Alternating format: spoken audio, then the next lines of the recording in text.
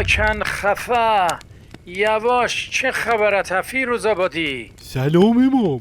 ای سلام و زهر مار، ای چه طرز وارد شدن به جهنمه؟ مگه سر آوردی تو؟ لاکن تو که خیلی وقت پیش به درک واصل شدی، چرا الان رسیدی؟ والا امام جون شما که در جریانید، این وزن زیاد ما همیشه درد سرسازه. تا پا گذاشیم رو پل صراط پل شکست. ای خاک بر سرت، خیلی خری.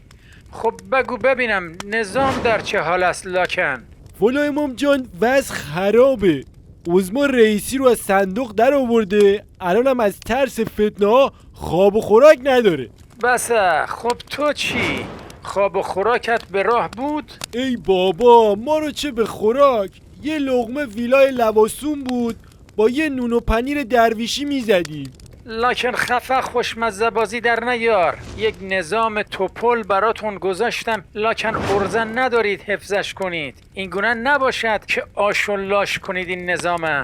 اما ما که ویلاهای لواسون رو گذاشتیم و اومدیم، اینجا ویلا میلا نیست برامون جور کنی؟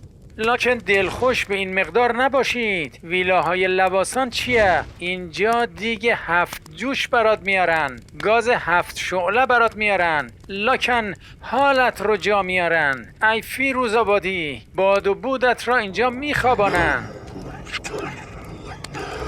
امام! امام!